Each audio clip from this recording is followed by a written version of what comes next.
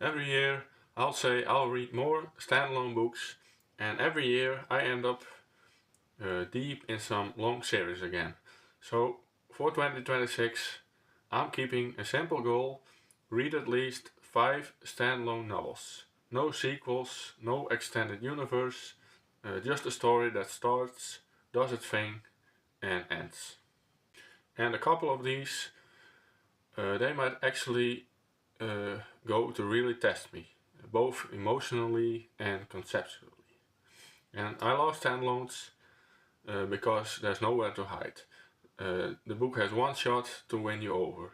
There's no sequel to smooth over the weak spots, no extended universe to explain plot holes. It's all in one book.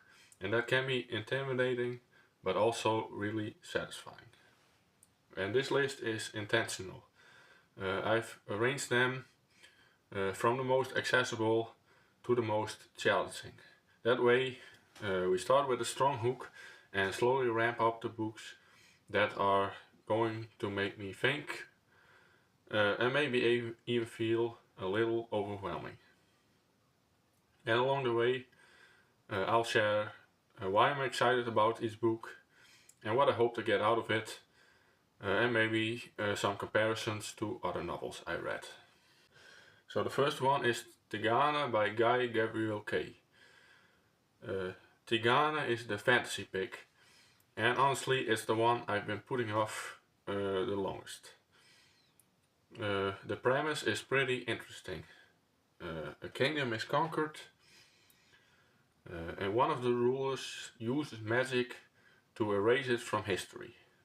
It's people can't even say the name out loud, and outsiders literally cannot remember it. It's a world built around loss, memory, and identity. And what draws me in is the emotional focus. And Kay's reputation is well known. He writes fantasy that's beautiful and heartbreaking. This isn't about endless battles or sprawling political intrigue. It's about culture, history, and people fighting to keep themselves alive in memory. And I think part of why I've avoided this book is intimidation. It's an epic fantasy novel in a single volume, and I know I'll have to slow down to really savor the writing. But that's also part of the appeal. And I also love imagining how frustrating and compelling it must be to live in a world where your history is being erased. I think that's going to make me really reflect on memory and storytelling, which is a big reason I want to finally read it. The second one is Replay by Ken Rimwood, and this is a very different kind of book. The premise is actually pretty simple. A man dies and suddenly wakes up years earlier in his own life, with all his memories intact. And then he dies again, and it happens again. Multiple lives, multiple chances, but not necessarily a way to win at life. And what excites me most about this book is that it's less about the mechanics of time travel and more about emotional consequences. What would it feel like to relive your life over and over? What would change and what would stay the same? And I find myself thinking about this personally. If I had infinite second chances, would I make better choices? Would it even matter in the grand scheme? That's the kind of question that sticks in your head long after the last page. I also like that it's a standalone. This story has to resolve fully in one go. I imagine that makes the emotional arc feel more intense because there's no sequel to reset the stakes. Another one is Quarantine by Greg Egan. And with this one we start the climb in difficulty. Quarantine is hard science fiction. And I think it's where my brain is going to get tested. This book deals with quantum mechanics, observer effects, and a version of reality that doesn't behave in unknown ways. Egan throws you into the middle of a strange world and expects you to follow along. And I enjoy this kind of challenge. I think there's a thrill in trying to keep up, in letting the story push your understanding of reality and science. It's not about understanding every detail, it's about being forced to think in new ways. And for me, quarantine represents exactly why I read sci-fi. It stretches the mind, and I imagine it will feel like a puzzle at times. But a kind of puzzle that's rewarding even when you can't solve it completely. And I think this book also contrasts nicely with the first two.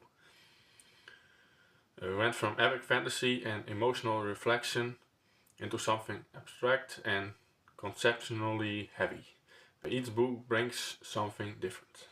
The fourth one is The Madness Season by C.S. Friedman. After the mind-bending physics of quarantine, the Madness Season takes a different kind of intensity. The story follows a human living among aliens in a high-stakes, dangerous situation. There's manipulation, survival, and psychological tension. And from what I've heard, this book leans into dark, uncomfortable ideas. The kind that makes you think about morality and power and control. And I like that it's a standalone. Friedman has to confront these themes head on. There's no sequel to expand, and the book has to carry its tension and emotional weight in one complete arc. And I'm curious how I'll react emotionally. Sometimes books like these are hard to read in one sitting, but I expect that intensity is exactly what makes them worth reading. And the last one is Permutation City by Greg Egan again, which is the heaviest hitter, I think. This book explores digital consciousness, simulated realities, and the question of what it really means to exist. If a perfect copy of your mind exists inside a simulation, is that still you? And if it keeps running after you're gone, does that matter? Now, this is a high concept science fiction at its finest. It's challenging, dense, and fully committed to ideas. Once again, as a standalone, it doesn't hold anything back. And it reminds me of other mind-bending books like Neuromancer, books that leave you thinking about existence, consciousness, and identity long after you've closed the book. But I'm also a little intimidated by this one, but that's also why it's exciting. And this is the kind of book that could push me as a reader, which is exactly why I put it at the end of the list. So that's my list of 5 standalone books I want to read in 2026. Now, if you read any of these, I'd love to know how they landed for you. Especially the Egan books, which can be very polarizing.